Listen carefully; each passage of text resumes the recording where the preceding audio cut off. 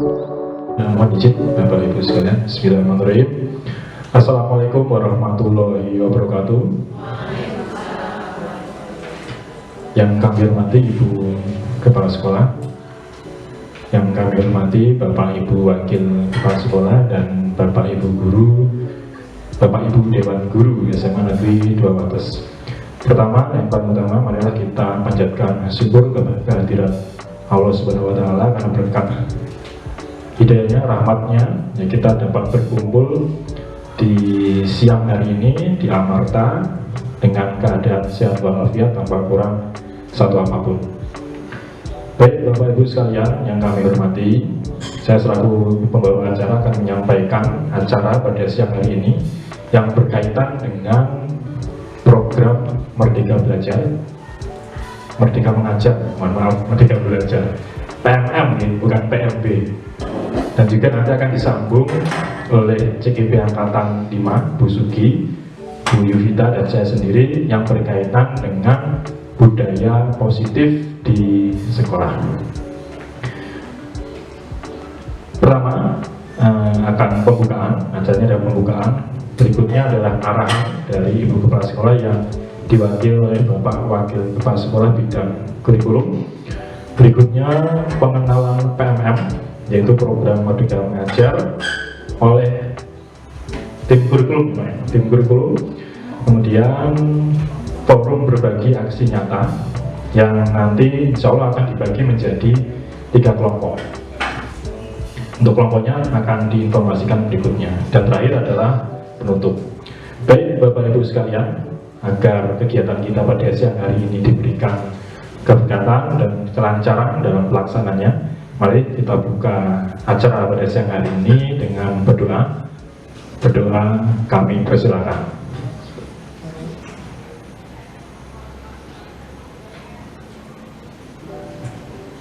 Amin. Terima kasih. Selesai. Berikutnya adalah arahan dari Bapak Wakil Kepala Sekolah bidang kurikulum kepada beliau Bapak Gunadi. Kami persilakan.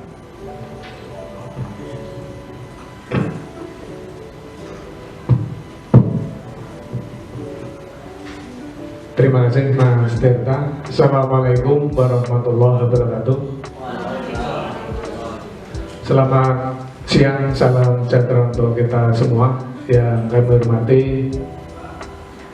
Ibu Kepala SMA Negeri 2 Wates, yang kami hormati Bapak Ibu Dewan Guru SMA Negeri 2 Wates, yang kami hormati Bapak Ibu calon guru penggerak angkatan ke-5, yang kami hormati Bapak Ibu tim kurikulum dari SMA Negeri 2 Wates. Pertama, marilah senantiasa kita manjatkan puji syukur kehadirat Tuhan Yang Maha Esa atas banyaknya nikmat yang diberikan kepada kita semua, sehingga pada siang hari ini kita bisa berkumpul di tempat ini dalam keadaan yang sehat, tidak kurang suatu apapun. Bapak Ibu yang saya hormati, pada hari ini akan diadakan 2 kegiatan. Yang pertama adalah sosialisasi tentang PMM atau platform Merdeka Mengajar, yang ini adalah suatu rangkaian dari kurikulum Merdeka yang harus dikuasai oleh Bapak Ibu Guru, yang insya Allah kita juga akan melaksanakan kurikulum Merdeka. Untuk itu nanti bagaimana pemanfaatan platform Merdeka Mengajar akan dijelaskan oleh Pak Batiar. Kemudian yang kedua, akan diadakan acara forum berbagi aksi nyata dari Bapak Ibu guru calon guru penggerak angkatan ke-5. Mudah-mudahan nanti apa yang kita laksanakan pada siang hari ini dapat terlaksana dengan baik, dengan lancar. Bapak Ibu bisa mengikuti semuanya dari awal sampai akhir. Dan mudah-mudahan nanti untuk Bapak Ibu guru, calon guru penggerak angkatan kelima bisa berhasil, bisa selesai dan mendapatkan sertifikat. Bapak Ibu yang saya hormati, demikian yang dapat kita sampaikan pada siang hari ini. Ada kurang lebihnya kami mohon maaf. Saya akhiri. Assalamualaikum warahmatullahi wabarakatuh. Waalaikumsalam warahmatullahi wabarakatuh. Dulu berarti sudah kayak dua ruangan dulu. Aku pun sakit.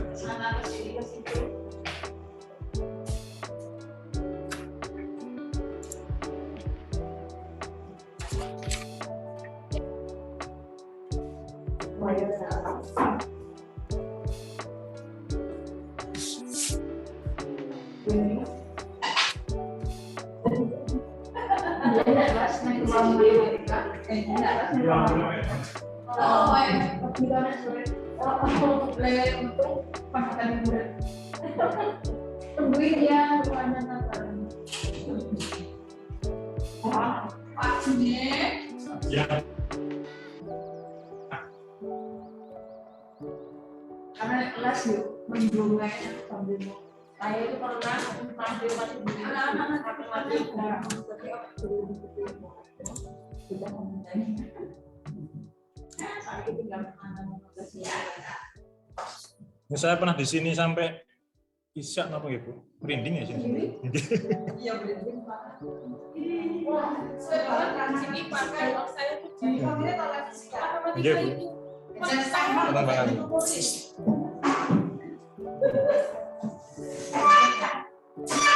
Pak apa sih jadi? Ada tunggu-tunggu. Alif B. Kamu tanya sama saya. Kenapa Pak Aris harusnya Pak? Ayo kita terima. Dari sini Pak.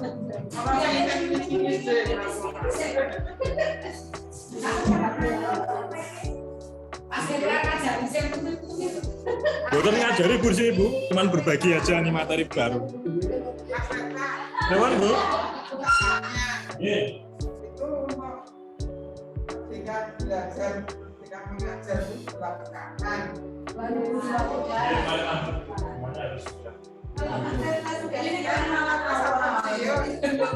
Sebelum kita menggunakan Kalau materi ini enggak secara khusus belum memberikan, tapi untuk pagi kita belajar. Orang itu kan yang melakukan Tapi kan ada nanti kalau ditanya ya pernah aku sendiri di Anda apa kurang ini nggak ada kita biasanya kan yang kesana sih tidak kita bertanya kamu kalau yang bisa Dua tiga gitu, November masih lama. Setahun. berlaku loh bukan ada tambahan dulu dapat sertifikat setelah kita belajar. Tapi kayaknya di 2023 itu semua sudah wajib apa gitu? Sudah wajib. Di ruang program apa gitu? 2023 bisa tahun depan kita nggak sudah implementasi itu. Tapi di kelas 10 itu kelas 10. Nah, saya ngeliat di sekolah lain tuh yang fisika itu 1 tahun hanya 2 bab loh. Katanya hanya pengukuran sama energi yang kelas 10 itu.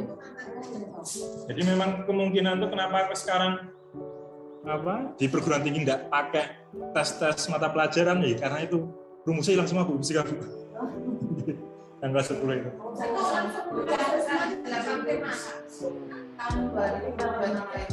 Iya yang kelas 10 itu sebenarnya. Iya. 8 tema itu kan dari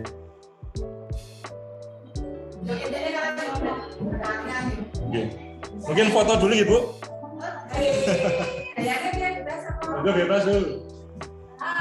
Oke, 1, 2, 3. 1, 2, 3. Semangat, nyutuin. Belum. Tunggu. Nah, makasih. Oke, saya buka lagi nih, Bapak Ibu sekalian. Mohon izin, ini mengganggu waktunya di siang hari. Bismillahirrahmanirrahim. Assalamualaikum warahmatullahi wabarakatuh. Ini salam, damai sejahtera, Om Swastiastu, Namo Buddhaya, salam kebajikan, rahayu untuk kita semua yang ada di ruangan ini. Oke, baik Bapak Ibu sekalian, mohon waktunya sebentar, ini barang sekitar maksimal ya 1 jam itu kaitannya dengan kami sebagai calon guru penggerak angkatan 5 untuk berbagi kaitannya dengan materi yang sudah kami dapatkan di program guru penggerak. Utamanya yang akan kami sampaikan itu berkaitan dengan budaya positif. Nah, apa itu budaya positif dan seperti apa implementasinya nanti akan kami paparkan untuk Bapak Ibu sekalian, dan nanti di dalamnya harapan dari kami adalah kita bisa berdiskusi berkaitan dengan bagaimana kita sebagai pengajar dapat belajar Pancasila yang sesuai dengan kebutuhan peserta didik. Ini untuk nama modulnya di Bapak Ibu sekalian, yaitu budaya positif.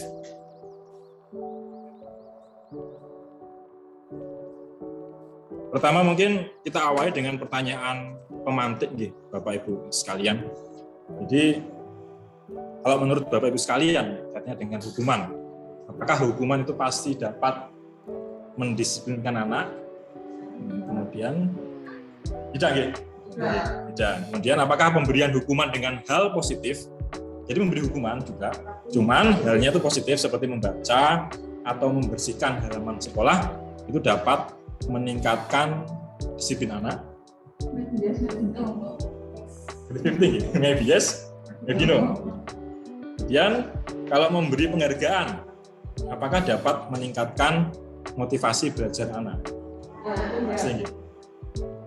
Itu nanti berkaitan dengan pertanyaan pemantik ini kita akan bahas lebih detail, katanya dengan bagaimana itu budaya positif bisa diimplementasikan di dalam sekolah kita. Jadi memang slogannya itu kalau dari kita penggerak itu, ketika anak melakukan kesalahan, stop untuk memberikan hukuman, tapi kita berikan restitusi. Saya juga baru dengar kata restitusi itu ketika di sini. Nanti kita awalnya seperti itu kira-kira restitusinya. Itu definisinya seperti itu. Tapi di sini seperti apa? Itu hubungannya dengan siswa garis besarnya gitu. Ketika melakukan kesalahan, dia harus menyadari dulu bahwa dia itu memang melakukan kesalahan. Dan kita langsung memberikan hukuman. Dan mereka itu sebenarnya tidak perlu kita hukum, kita hanya perlu memberikan pertanyaan ke anak kaitannya dengan keyakinan diri mereka sendiri. Ya kalau di bahasa Indonesia mengganti kerugian gitu. Nah, di sini nanti akan kita bahas lebih detail kaitannya dengan itu. Oke, Bu, makasih. Maka memang istilahnya hukuman, Mas. Bukan sanksi. Hukuman dan sanksi. Dalam bahasa Indonesia problemnya. Yang setahu saya tidak antara sanksi dengan hukuman. Bedanya apa? Lebih berat hukuman. Lebih berat hukuman. Sanksi itu lebih tersangka.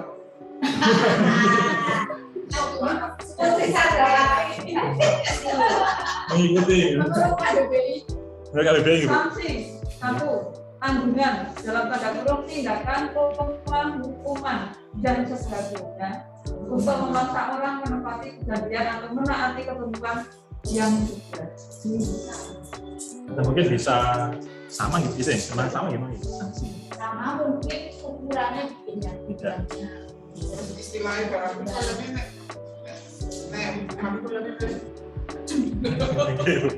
Ini yang di sini itu yang apa? Pembahasannya itu bahasa yang dipakai ada 3, Bu. Hukuman, konsekuensi, dan restitusi. Nah, itu nanti bedanya apa nanti antara hukuman dan konsekuensi itu juga ternyata berbeda antara hukuman dan konsekuensi. Nah, jadi pertama yang perlu kami bagi yaitu kaitannya dengan perubahan paradigma. Ini seperti ketika contohnya adalah ketika kita kegiatannya itu kegiatan ini palang tangan. Jadi ada 2 anak A dan B sama-sama mengepal. Nah, kita misalkan kepalang tangannya itu adalah kesalahan yang dilakukan oleh anak didik kita. Nah, yang A kita minta dari yang bersangkutan sendiri untuk membuka kepalanya. Yang B kita buka dengan paksa dari luar. Dari luar itu untuk membuka kepalang tangan.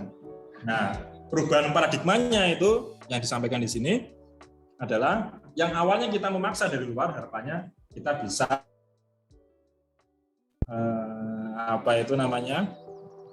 pendidik yang membujuk dari dalam. Jadi siswanya sendirilah yang tergerak menyadari kesalahannya dan ada keinginan untuk memperbaiki. Jadi tidak dari luar tapi dari dalam diri mereka sendiri. Untuk perubahan paradigmanya yang diharapkan seperti itu. Kemudian ternyata juga ada ilusi kontrol bahwa guru itu mengontrol murid, ternyata itu berupa ilusi. Tidak. Kalau ilusi itu dalam bahasa Indonesia apa gitu? Ilusi itu yang tidak nyata gitu. Ya, nggak nyata. Nyata kalau kita ayalan. Kalau kita ngontrol murid sebenarnya ada suatu ilusi ternyata. Gitu. Dan ilusi bahwa kritik dan membuat orang merasa bersalah.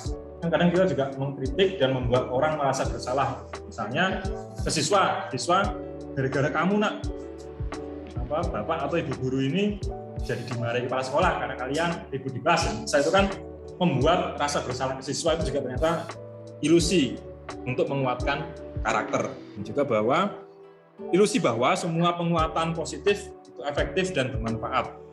Dan ilusi bahwa orang dewasa itu memiliki hak untuk memaksa. Kadang saya pribadi merasa lebih tua daripada anak-anak. Saya merasa saya punya hak untuk memaksa mereka yang siswa yang berada di bawah saya. Itu juga merupakan ilusi. Oke, ini kemudian berikutnya kaitannya dengan stimulus respon dan teori kontrol. Jadi siapa sih sebenarnya itu sesungguhnya yang memiliki kontrol terhadap mereka peserta didik itu. Kaitannya dengan stimulus respon, jadi kita itu mencoba mengubah orang agar berpandangan sama dengan kita. Itu yang stimulus responnya. Tapi teori kontrolnya itu seharusnya kita berusaha memahami pandangan orang lain tentang dunia. Jadi kita melihatnya tidak dari bagaimana kita mencoba untuk mengubah orang agar berpandangan sama dengan kita, tapi kita harus berusaha memahami pandangan orang lain tentang lingkungan sekitar, berhubungan dengan kita juga. Kemudian, stimulus respon yang kedua, perilaku buruk itu dilihat sebagai suatu kesalahan. Jadi perilaku buruk itu dilihat sebagai suatu kesalahan. Tapi padahal teori kontrolnya itu semua perilaku memiliki tujuan. Artinya ketika siswa itu melakukan kesalahan, pasti ada alasannya. Kita mungkin dari awal itu seringnya ketika mereka salah, jelas itu merupakan suatu kesalahan dan harus langsung dirubah. Nah, teori kontrolnya kita harus mencari tahu dulu tujuan dari mereka melakukan kesalahan itu apa, alasan dan kedepannya gitu. Alasannya itu apa. Kemudian kontrol saya. Kemudian teori kontrolnya hanya Anda yang bisa mengontrol diri Anda. Kemudian orang lain nggak bisa mengontrol diri kita sendiri. Stimulus respon berikutnya, saya bisa mengontrol orang lain. Teori kontrolnya tidak bisa kita untuk mengontrol orang lain. Berikutnya pemaksaan ada pada saat bujukan gagal. Jadi misal kita membujuk gagal harus melakukan pemaksaan. Itu stimulus responnya. Padahal teori kontrolnya kolaborasi dan konsensus itu menciptakan pilihan-pilihan baru. Jadi kita antara orang lain terus berkolaborasi kaitannya dengan tujuan.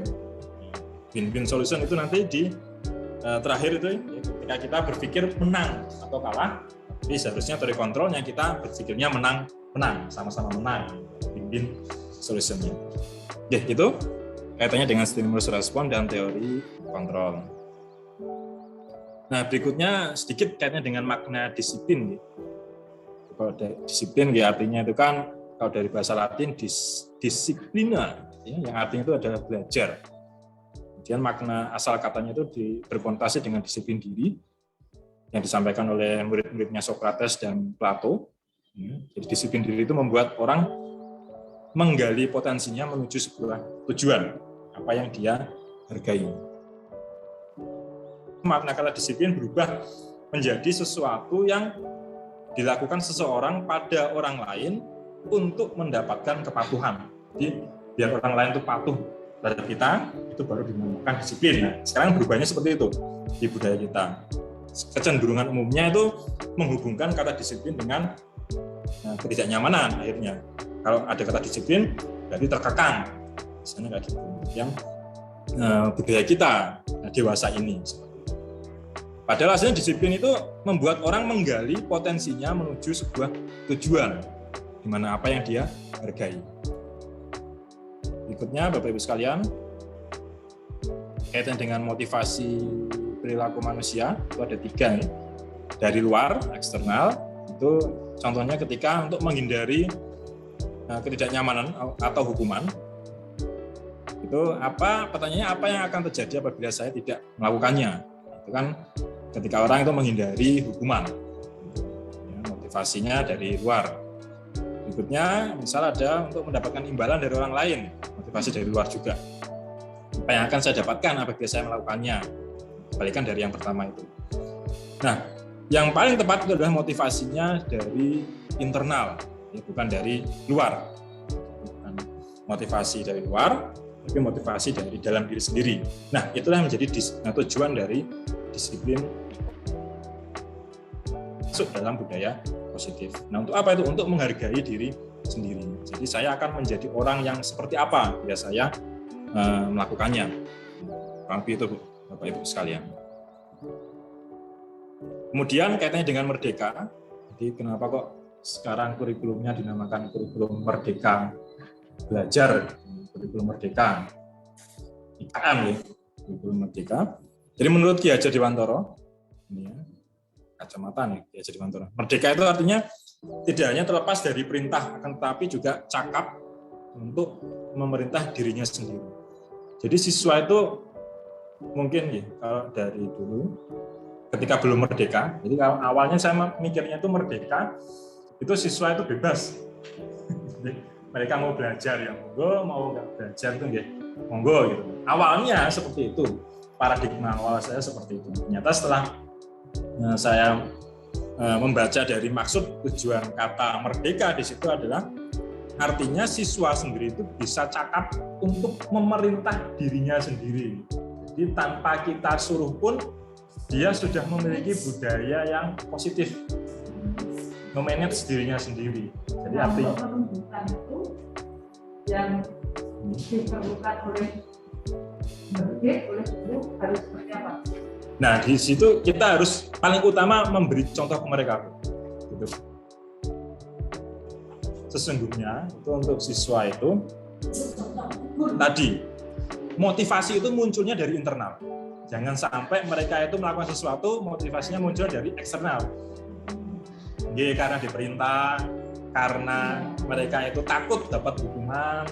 Nah, untuk memunculkan motivasi dari dalam itu sendiri. Nah, dari dalam itu sendiri kita sebagai pengajar itu membudayakan budaya positif dengan salah satunya mengurangi hukuman.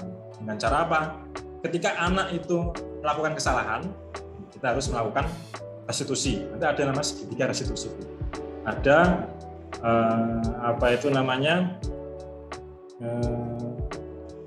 urut-urutannya. Ketika kita ada siswa yang melakukan kesalahan, kemudian bagaimana siswa itu bisa menumbuhkan tadi cara mereka untuk memerintah diri sendiri, itu nanti ada di akan saya sampaikan. Kaitannya dengan segitiga restitusi, bukan segitiga yang lain.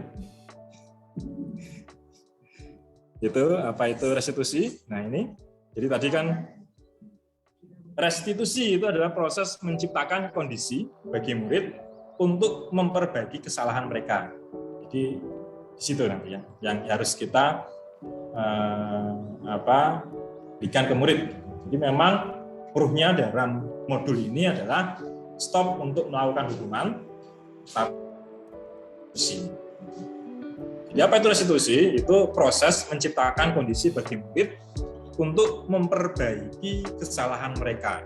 Jadi sehingga mereka tuh bisa kembali pada kelompok mereka. Jadi ketika mereka melakukan kesalahan sendiri pun sebenarnya mereka tuh secara kelompok itu terpisah dengan kelompok mereka secara umum.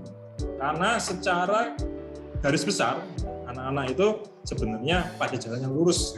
Cuman ada beberapa anak yang tidak sesuai dengan sendiri, itu yang akan terlepas dari kelompoknya dengan karakter yang lebih kuat. Kemudian restitusi juga merupakan proses kolaboratif yang mengajarkan murid untuk mencari solusi untuk masalah mereka. Jadi ketika murid melakukan kesalahan, kalau saya mendapatkan gambarnya adalah kita berikan pertanyaan-pertanyaan yang membuat mereka itu tahu apa yang harus mereka seharusnya lakukan. Jadi kolaborasinya seperti itu.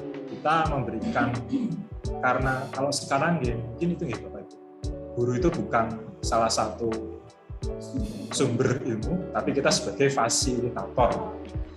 Jadi kita yang memfasilitasi siswa untuk bergerak untuk memperoleh ilmu. Gitu. Salah satunya di sini kita kolaborasi ketika mereka solusi dari permasalahan mereka.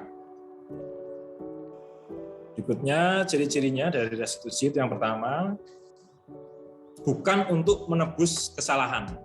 Jadi ketika anak melakukan kesalahan, apa yang dia lakukan untuk menebus kesalahannya itu berarti bukan termasuk restitusi. Tapi untuk belajar dari kesalahan tersebut. Berikutnya, ciri restitusi adalah untuk memperbaiki hubungan.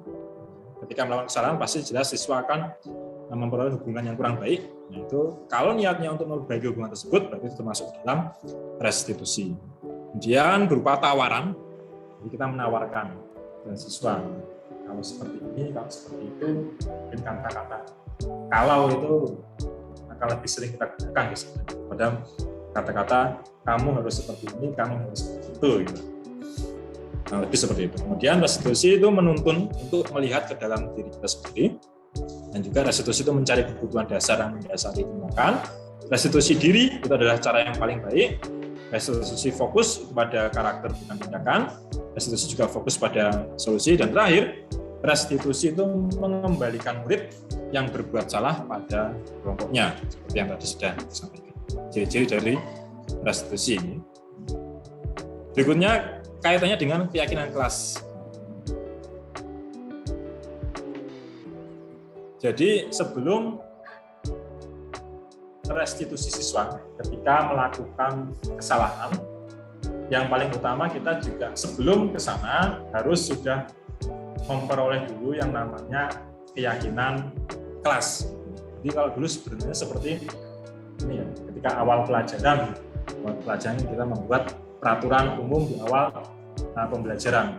Peraturan umum itu juga disebut sebagai keyakinan kelas. Yang dimana keyakinan kelas itu bersifat universal. Artinya universal di sini semua siswa itu menerima dan sepaham kaitannya dengan keyakinan kelas yang sudah ditentukan bersama-sama. Nah, takutnya ketika 1-2 siswa itu tidak meyakini keyakinan kelas tersebut atau mungkin tidak berlaku universal, nah, siswa akan merasa bahwa itu tidak sesuai dengan keadaan mereka. Nah, jadi memang yang perlu digarisbawahi ketika kita sebagai pendidik itu membuat keyakinan kelas adalah memastikan bahwa semua siswa itu memiliki pemahaman yang universal berkaitan dengan keyakinan kelas yang sudah dibuat. Berikutnya, ini untuk bagannya. Jadi budaya positif itu. Oh, nggih, matur nuwun. Ada pertanyaan. Tadi misalnya kita memiliki peraturan yang harus menggunakan dan tidak peraturan 3M, misalkan masker, mencuci tangan dan menjaga jarak. Nah, itu kan peraturan. Terus peraturan itu, dengan misalnya kita sebagai guru, buat peraturan sebagai guru, kita terapkan pada anak. Nah, itu kok sama tidak seperti misalnya berjam kurang berada berarti kan kayak hukuman. Nah, nah, ini sare. Aturan itu dibuat oleh anak sendiri. Nah, itu yang dinamakan kayak atas seperti itu. Oh gitu. Nah, misalnya ini aku aja, tak suka pelajaranku. Misalnya, saya kalau ngajar praktek, kita kan mesti pakai pakaian praktek. Nah, kita tuh sudah membuat peraturan. Nek bocah kira pada saat saya praktek tidak memakai pakaian tadi, berarti saya harus 5 kali. Karena itu sudah, saya lupa ya bahwa kaos kan ya, tapi mereka melakukannya dengan senang. Tapi ya itu. Kalau memang apa ya tadi push up-nya itu kan salah satunya itu merupakan keyakinan kelas yang artinya bersifat universal, untuk semuanya meyakini bahwa itu memang harus dilakukan, yaitu termasuk dalam keyakinan kelas. Dengan catatan itu memang munculnya itu keyakinan kelas adalah dari awal ketika Bu menyampaikan ke siswa kaitannya dengan peraturan tadi, itu siswa sudah mengerti. Jadi kenapa kok ada aturan itu?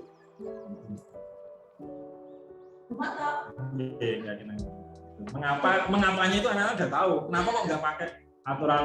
Kenapa kok mereka itu kalau nggak pakai prakteknya, kaos praktek itu beraninya itu pasti kan jelas akan itu ya. Biasanya mungkin membuat gerakannya mereka kan kurang maksimal gitu. Kurang leluasa.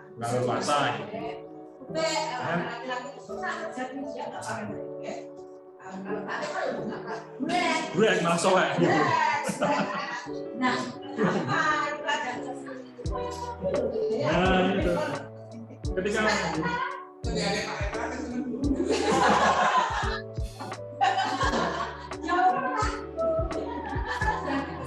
ya itu cuma kayak gitu loh, menanggapi kayak gitu, biar berkuasa mereka pakai training. Karena kalau celana itu kan sesuatu biasanya bahannya kan kandungan ya motor dan sebagainya. Tapi anak-anak itu tidak merasa berat untuk melakukan push up ini, tidak pakai celana atau push dan nggak apa-apa. Bisa orang yang bisa nggak bawa training di lupa gitu. Dia tidak merasa terbebani dia melakukan kecuali dia merasa terbebani melakukan push up. Dan itu kan bukan hukuman loh. Iya, karena udah diubah kalau siapa. Ya, terus karena udah diubah sendiri sama anak-anak. Namun untuk konsekuensinya apa tadi push up gitu ya? Ketika dia berhubungan dengan mata pelajaran tersebut, ketika push up bisa nanti posturnya lebih bagus. Nah itu bisa masuk dalam keyakinan kelas. Tapi berbeda ketika misal pelajaran itu adalah pelajaran fisika. Gitu. Tapi konsekuensi yang mereka dapatkan itu disuruh lari lapangan. Itu nggak ada hubungannya dengan fisika gitu. Tapi larinya sambil ngitung kecepatan, itu mungkin bisa. Jadi yang diusahakan untuk yang bisa ada kaitannya yang bisa ya membuat apa fisika yang apa artinya gitu ya. Menambah kompetensi mereka juga gitu. Jadi tidak asal memberikan konsekuensi ke anak-anak. Jadi nanti mungkin itu bedanya Bu antara hukuman dengan konsekuensi. Ya, itu Bu, mungkin Bu Mastri. Ya. Saya lanjutkan Bu. Berikutnya kaitan dengan ini. Jadi lingkupnya budaya positif itu di luar sendiri, di mana peraturan kelas itu di dalam. Nah, di dalam itu ada peraturan kelas. Kemudian peraturan kelas itu didasarkan dari keyakinan kelas. Nah, di keyakinan kelas sendiri itu akan menghasilkan lingkungan positif. Nah, dan di seluruhnya akan menjadi budaya positif. Jadi yang artinya budaya di sini kan dia tidak ada paksaan sama sekali. Sudah membudaya gitu, muncul dari kalau saya dengar sekolah budaya itu apakah budaya secara umum? Itu kan juga termasuk budaya gitu, kebiasaan yang dari dalam. Ya secara umum gitu. Berarti kan ketika kita membudayakan hal yang positif, artinya kita juga merupakan sekolah budaya gitu, berbudaya positif. Gitu. Ini contoh saja sih Bapak Ibu kaitan dengan kesepakatan kelas. Ini hubungannya antara hormat, kemudian bekerja, dan diterima dan dimiliki, tabel T dan Y. Mungkin kita lewati dulu aja untuk yang ini.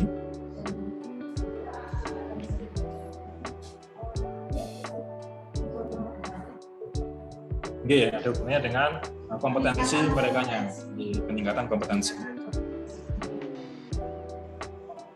Misal contohnya itu dari turunan dari peraturan kelas, ya, selalu kembalikan buku ke tempatnya. Nah, keyakinannya itu adalah tanggung jawab. Kemudian dilarang mengganggu orang lain, itu keyakinan kelasnya adalah menghormati orang lain. Terus ada hadir di sekolah 15 menit sebelum pembelajaran dimulai, itu juga menghormati orang lain dan komitmen. Dan juga ada yang lain tuh, yang di bawah itu ada gunakan masker, keyakinan kelasnya, kesehatan dan juga keselamatan. Ini perbedaannya ya antara peraturan dan keyakinan kelas. Keyakinan kelas itu, nek jangan bela jadi kita menanamkan satu karakter apa yang akan kita berikan kepada akhirnya sama ya. Kalau saya melihatnya itu kaitannya dengan itu karakter. Jadi penguatan karakter. Jadi dulu PPK. PPK. Sekarang itu keyakinan kelasnya di situ. Istilahnya pengemasannya. Pengemasannya itu. Cuma nanti kita biar lebih tahu, ternyata kita sudah mempraktekannya di bagian ini gitu. Profil pelajar Pancasila itu juga sebenarnya dari PPK dulu. Arahnya kan ke sana itu, profil pelajar Pancasila. Kalau brandnya kan memang sekarang kan Pancasila, Bapak pakai Pancasila lah gitu. Itu dikatakan Pancasila padahal sama PPK gitu. Ya, ini Bu, Bapak Ibu, katanya dengan perbedaan antara hukuman dengan konsekuensi. Contohnya kalau misal kita memberikan tindakan kepada siswa, saya mencatat 100 kali di dalam buku kalimat, saya tidak akan terlambat lagi. Karena terlambat gitu. Nah, itu kan termasuk hukuman ya. Kemudian lari mengelilingi lapangan basket 2 kali.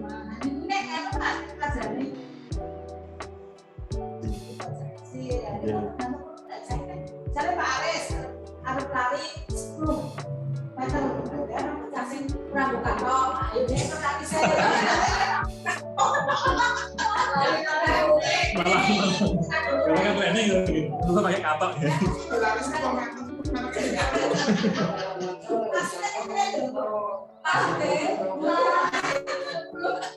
Hukuman yang diciptakan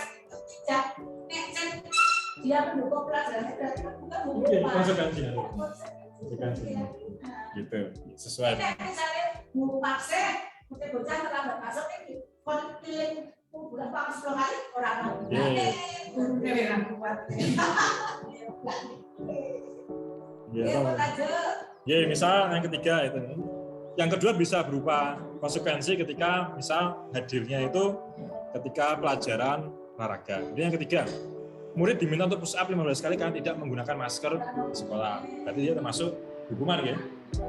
Dan menggantikan kertas tugas teman yang telah dicoret-coret. Konsekuensi. Kan dari kesalahannya kan memang coret-coret kan, ya, dia menggantikan. Kemudian membersihkan tumpahan air di meja tulis karena tersenggol pada saat belajar. Konsekuensi. Ya. Murid disuruh untuk mengenakan sepatu seharian di sekolah. Untuk mengenakan sepatu seharian di sekolah karena tidak mengenakan sepatu hitam. Ini maaf, disuruh melepas sepatu seharian.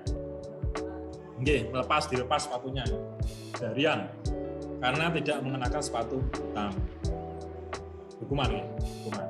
Yang terakhir, lari lapangan basket karena terlambat 10 menit. Bisa hukuman, bisa konsekuensi, tergantung pelajarannya.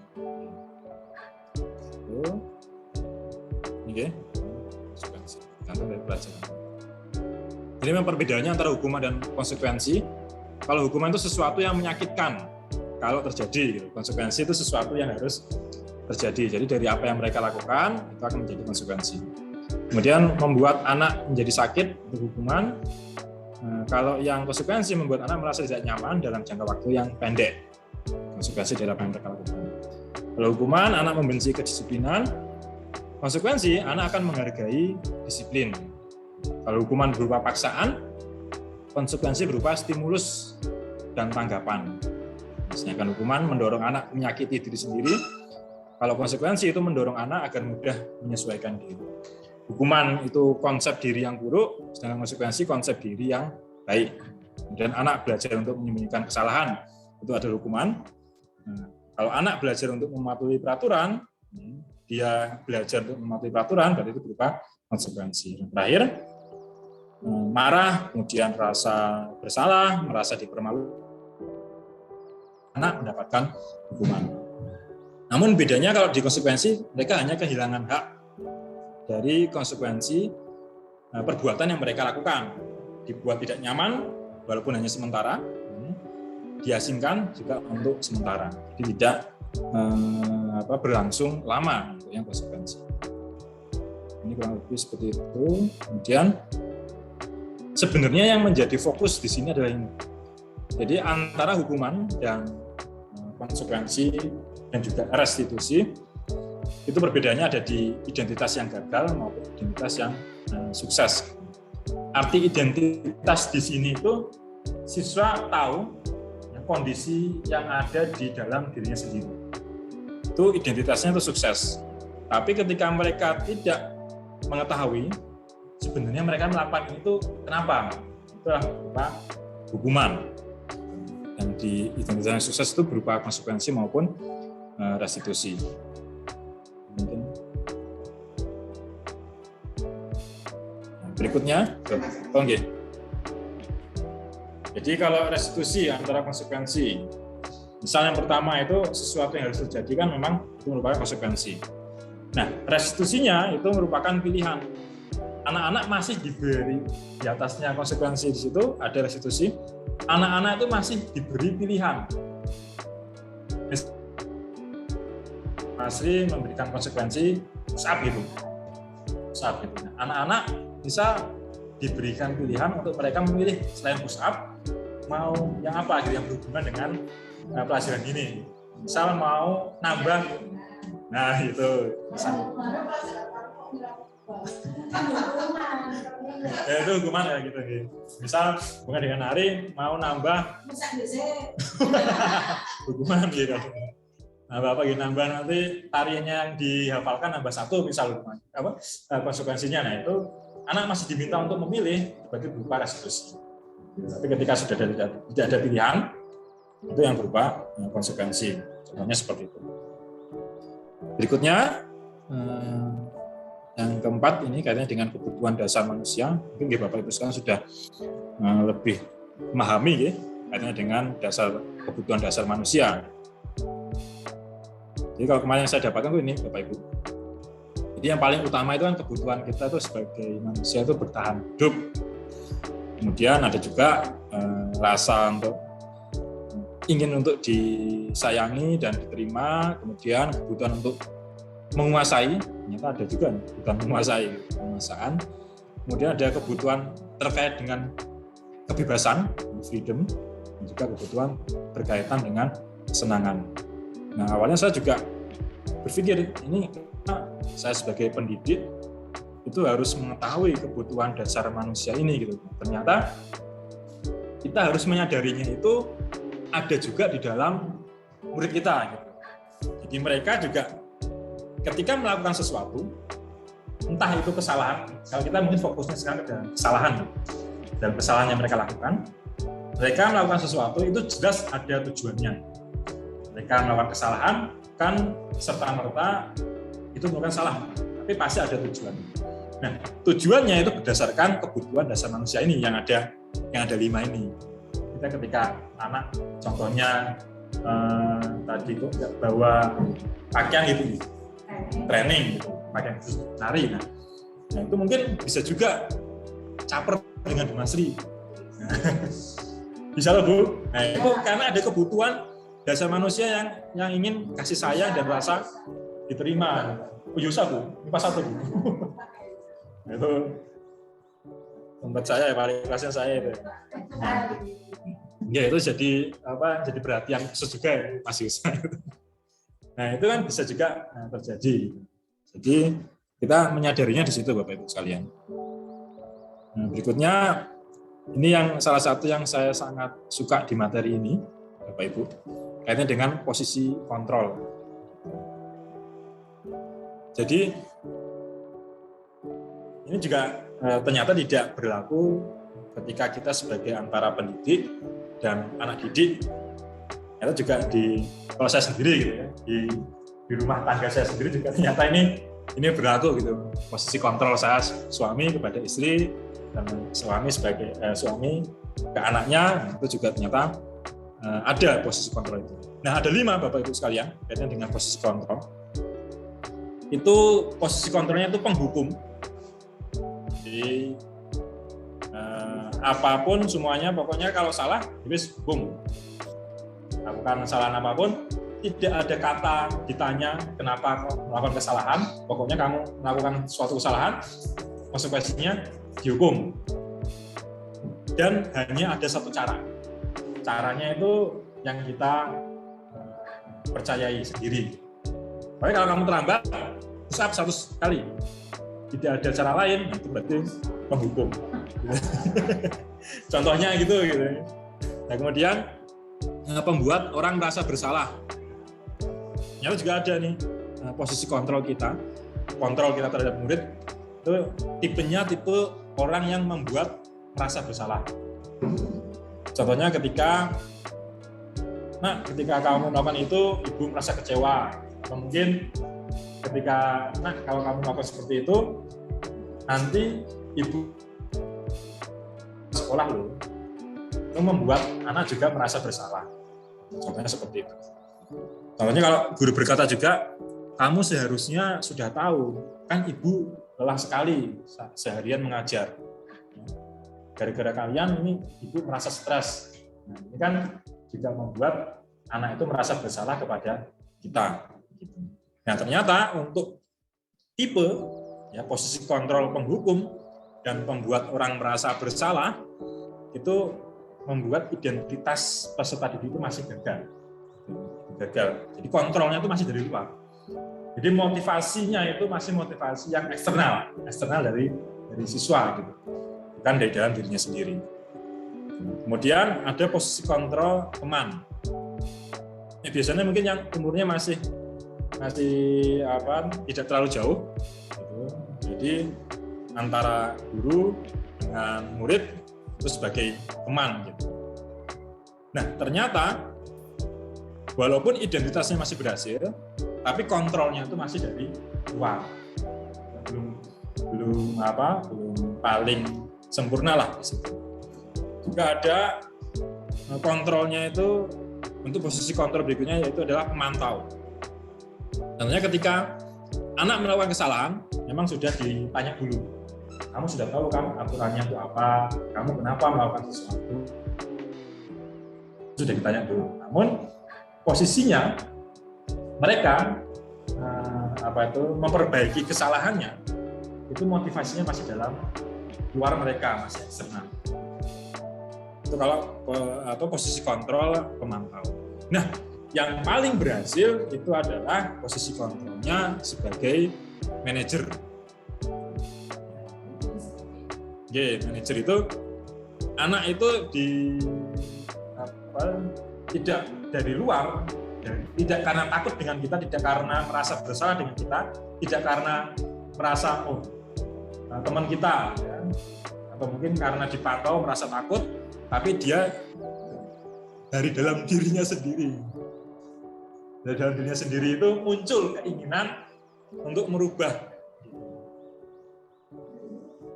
Gitu. Jadi contohnya di sini apa yang diperbuat guru ketika mengambil posisi kontrol sebagai manajer. Yang pertama akan mengajukan pertanyaan-pertanyaan.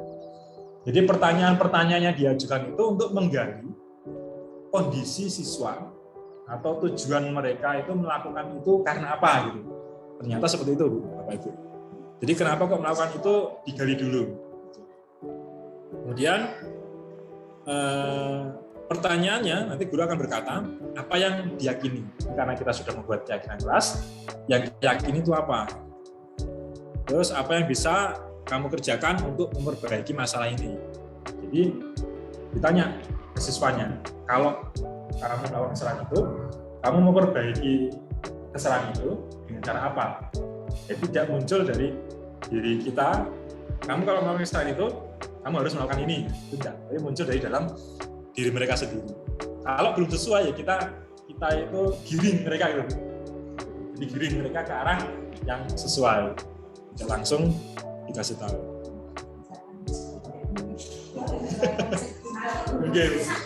Oke, padahal tadi di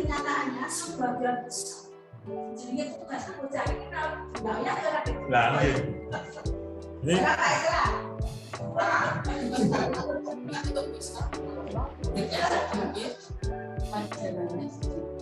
nah itu mungkin Bu, karena besok itu kan ketika kita pakai kurikulum Merdeka Belajar, tuntutan kita untuk materi pelajaran itu berubah. Jadi memang kita lebih dikuatkan karakternya siswa.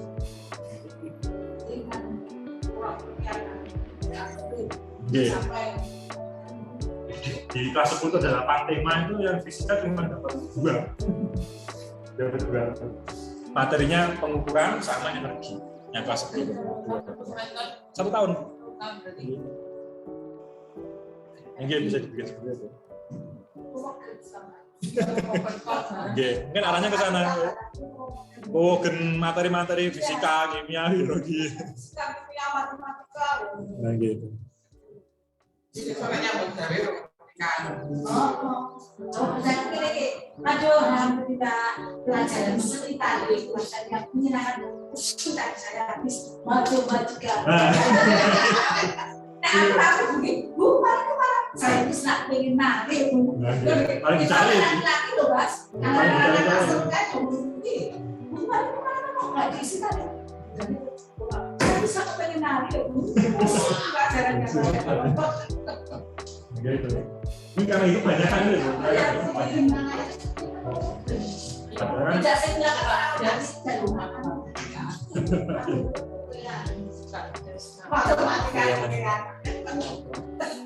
Ya itu. Jadi memang yang diharapkan posisinya kita sebagai manajer, Bu. Ya idealnya seperti itu. Idealnya seperti itu.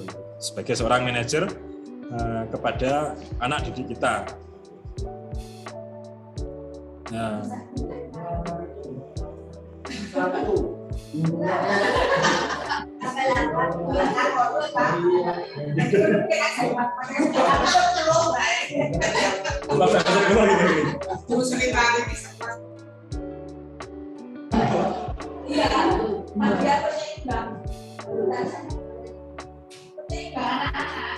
Biar gak jomplang otak kirinya gitu.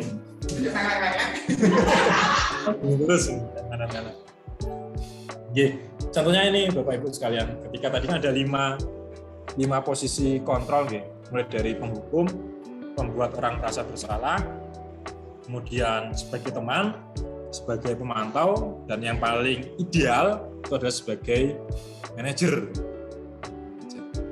Nah, misal ada pernyataan-pernyataan seperti ini. Ketika saya kecewa sekali dengan kamu, itu posisi kontrolnya itu sebagai apa kira-kira Bapak? Saya kecewa sekali dengan kamu. Misal ada anak melakukan kesalahan, kemudian kita menyampaikan ke siswa itu, saya kecewa nak dengan kamu sudah melakukan kesalahan itu. Itu posisi kontrolnya sebagai teman, ya, sebagai teman. Sebagai teman ketika yang dirasakan itu pakai bawa perasaan, itu baper gitu. Pakai bawa perasaan itu berarti hubungannya posisi kontrolnya ada sebagai teman. Kalau saya gini, Jadi kemarin itu kan ceritanya ada beberapa guru yang menceritakan saya yang dia pelajaran itu saya sudah beberapa pelajaran itu dia malah tidur karena ramai pelajaran misalnya harus terus saya ngomong ke anak itu karena awalnya itu mau ngomong tentang saya kalau misalnya ini disampaikan ada teman-teman yang lain kamu berkenan ya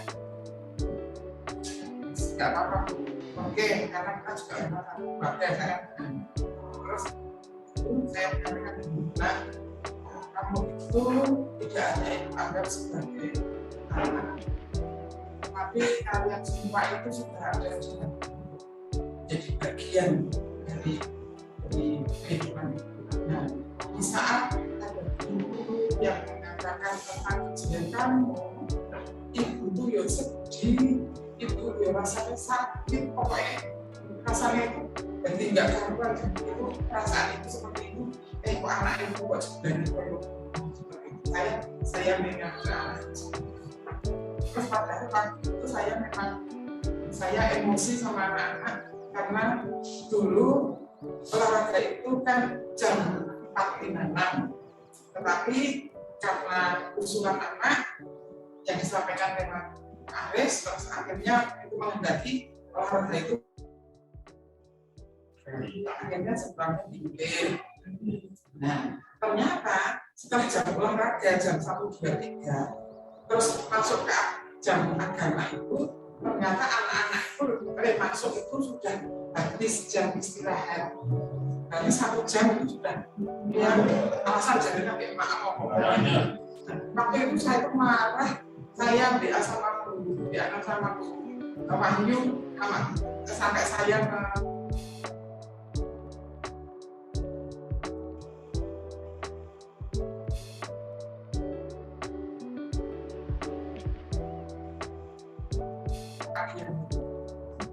ini buktinya tak betul. Emosi saya sampaikan kepada Tuhan. Saya ingin marah pada ini di saat saya itu sudah memberikan anak. Terus ketemu karo anak saya dewe, anakku dewe. Akhirnya saya nggak bisa marah sekarang. Kenapa? Karena ibu sangat yang tenang. Hari ini tadi kan saya waktu itu saya mengultimatum, kalau misalnya Anda tidak bisa konten, Ibu akan usulkan ke yang membuat jadwal kembali ke jadwal. Ternyata ini tadi, saya akan masuk. Kalau juga, saya sudah masuk.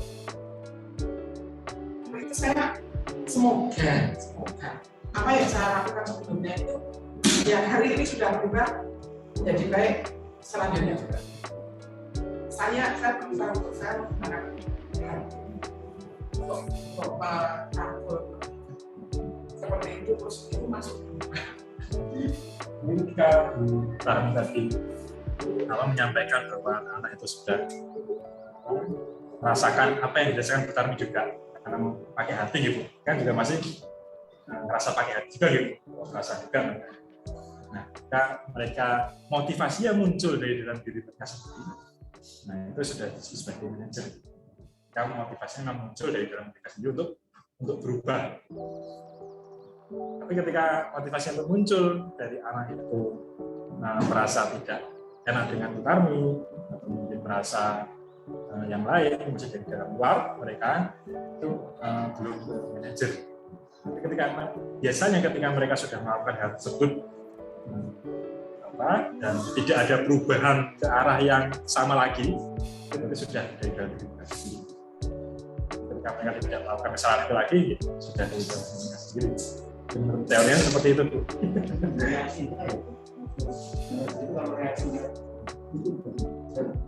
Oh,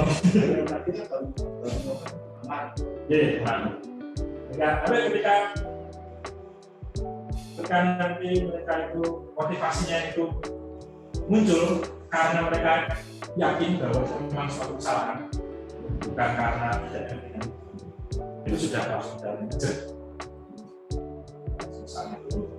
Itu masih dibatas, masih dari luar, motivasinya eksternal, posisi kontrol sebagai teman. Itu mungkin kalau dari pemahaman saya seperti itu, gitu yang kemarin. Oke, kurang lebihnya itu. Jadi, nah ini karena dengan segitiga restitusi. Jadi tahapannya tadi kan sudah kita bahas berkaitan dengan restitusi, restitusinya. Nah, langkah-langkahnya itu kurang lebih seperti ini, Bapak Ibu sekalian. Jadi Pertama, yang kita lakukan adalah menstabilkan identitas dari anak tersebut. Jadi ketika mereka melakukan kesalahan, pastilah aslinya mereka itu juga merasa takut terus. Tapi ketika langsung mereka tuh udah merasa takut, kok sekalian langsung dihantam dari depan gitu. Biasanya kalau di kemarin itu ada otak kita itu kan ada otak reptil juga gitu. Otak reptil itu untuk bertahan, untuk defend gitu. Ketika melakukan sesuatu, kalau ada sesuatu yang menyerang, kita otomatis mendefend, itu otak reptil kita yang aktif gitu. Ketika anak-anak itu melakukan kesalahan kemudian langsung dihantam dengan hukuman dari teman, mereka akan secara di bawah sadar akan berusaha untuk menyelamatkan diri. Nah, berusaha menyelamatkan dirinya itu dengan memberikan penolakan gitu, biasanya malah lebih berontak lagi gitu. Jadi pertama ketika mereka melakukan kesalahan, kita stabilkan dulu identitas mereka. Jadi anak-anak yang merasa melakukan kesalahan, misal tadi contohnya waktu Masri tidak pakai training, alasannya apa dulu? Cari tahu, kemudian misal alasannya tadi karena itu saya trainingnya belum dicuci. Kita stabilkan dulu dengan cara apa? Ya nak, memang kalau di rumah kamu berarti dibobong dulu, istilahnya gitu, dibobong dulu. Oh, berarti kamu di rumah nyuci sendiri. Itu yang pertama harus kita lakukan ternyata. Dan langsung diminta untuk melakukan hukuman. Jadi kita stabilkan dulu identitasnya. Paling gampangnya itu dibobong dulu. Ternyata yang mereka lakukan itu tidak sepenuhnya salah. Untuk menstabilkan identitas. Kemudian berikutnya yang kita lakukan adalah memvalidasi kebutuhan. Nah, yang kamu lakukan itu apakah kamu tahu kalau itu merupakan kesalahan? Kalau misal memang dia tahu kesalahannya di bagian mana, dan yang kalian perbuat itu ketika dilakukan, kesalahan yang kalian perbuat itu dilakukan, yang terjadi dengan mereka selanjutnya apa? Itu yang kita tanyakan berikutnya.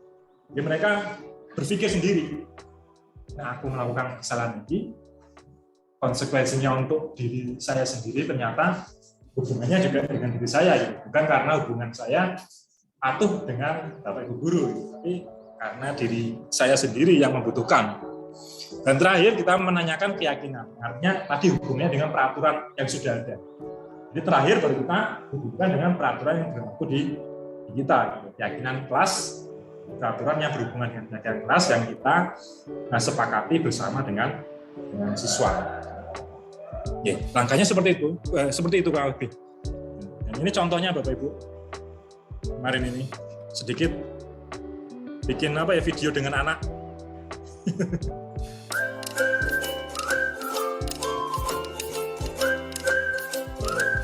Apanya? Anak itu awalnya terangkat.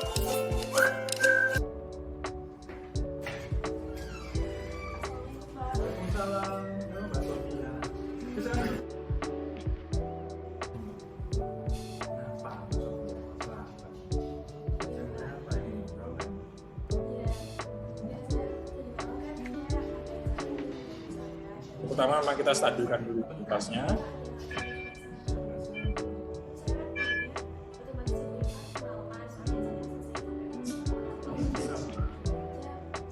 Jam 3 gitu.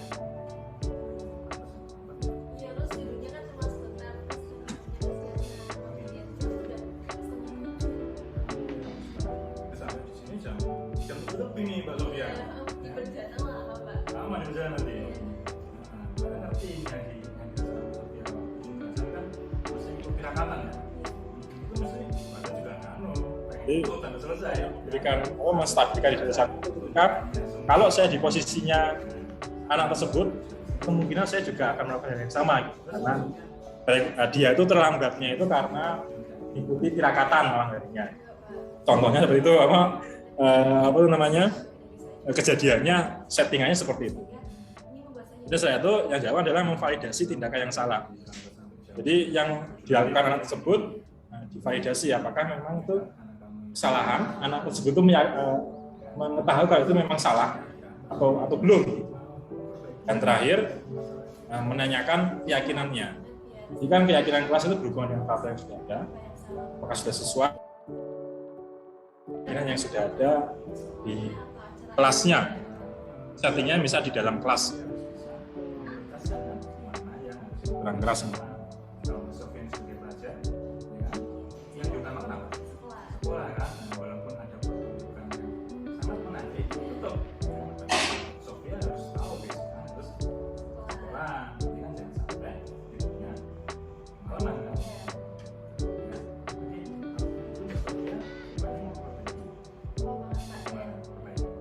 Oke, kelas.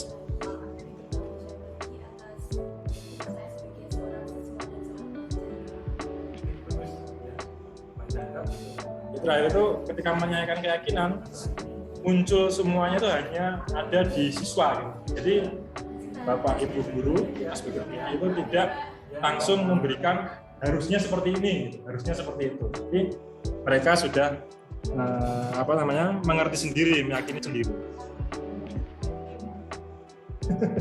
Oke, tadi itu mungkin Bapak Ibu kaitannya dengan contohnya segitiga restitusi. Ya kurang lebih untuk materi budaya positif ya gambarnya seperti itu. Karena mungkin waktunya sudah menunjukkan jam 3 gitu, tepat jam 3. Jadi nanti saya malah menzolimi waktunya Bapak Ibu sekalian. Ya saya cukupkan untuk pertemuan kita pada sore hari ini. Sebelum saya tutup mungkin ada pertanyaan dari Bapak Ibu sekalian. Ini dengan dapur. Iya. Ya. Satu modul saya maksudnya apa ya? Jadi ya soalnya kayak gini Bu, bikin apa? Misal video sama anak suruh ngapain?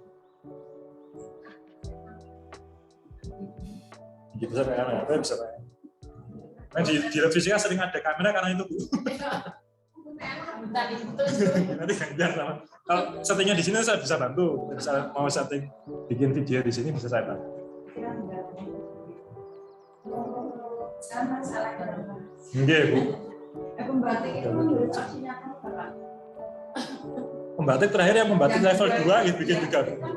Nggih. Oh. Gitu. Yang pembatik level 2. Mungkin itu Bapak Ibu. Kalau tidak ada pertanyaan, saya cukupkan untuk pertemuan kita. Semoga memberikan manfaat kepada kita semua dan keberkatan dengan materi budaya positif di sekolah ini. Harapan saya memang di sini tidak hanya saya yang mendapatkan materi ini, tapi juga berbagi dengan Bapak Ibu sekalian, dan harapannya kita semua bisa berbudaya positif, kolaborasi bersama kaitan dengan budaya. Kurang lebihnya itu Bapak Ibu sekalian dari saya. Kurang lebihnya mohon maaf, jika banyak kesalahan. Maaf jika misal saya mengurangi waktu Bapak Ibu untuk beristirahat, saya juga kurang lebihnya mohon maaf. Kurang lebihnya terima kasih atas perhatian Ibu sekalian. Assalamualaikum warahmatullahi wabarakatuh. Oke, terima kasih Bapak Ibu sekalian. Mohon maaf ini siang-siang malah.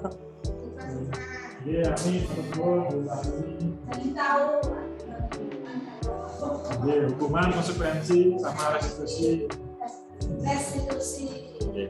Ya, terima kasih Pak. Terima kasih juga Bu Masri. Terima kasih Pak Etra. Wah, siap Bu. Di sini sudah siap semua kameranya. Biasanya ada 3 kamera malah di sini Bu. Yang 2 dipakai di atas. Iya, matur nuwun Bu Marni. Ini kalau kita masih pengen buka itu maksudnya. Iya, masih mau buka jawabannya. Kalau sudah yakin dilapis lagi.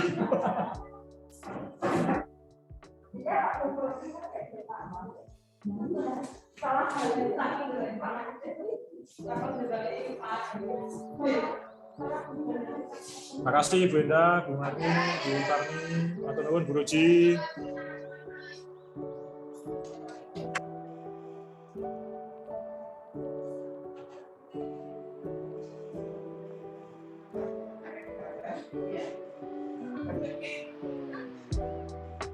Assalamualaikum warahmatullahi wabarakatuh. Saya Dwi Martini, Kepala SMA Negeri 2 Wates, Kabupaten Ponorogo, Daerah Istimewa Yogyakarta. saya sangat mengapresiasi aksi nyata yang sudah dilaksanakan oleh calon guru penggerak kami. Ada 3 calon guru penggerak di SMA Negeri 2 Wates, 1 Ibu Sugiyati, 2 Ibu Yuvita, dan 3 Bapak Tirtando Meda. Beliau bertiga sudah melaksanakan aksi nyata dengan sosialisasi budaya positif kepada semua siswa, guru, dan karyawan di SMA Negeri 2 Wates. Mudah-mudahan budaya positif yang sudah disosialisasikan dapat terrealisasi dan dapat berkelanjutan menjadi budaya di SMA Negeri 2 Wates, dan mudah-mudahan dapat membentuk siswa-siswi SMA Negeri 2 Wates yang berkarakter profil pelajar Pancasila. Terima kasih. Assalamualaikum warahmatullahi wabarakatuh.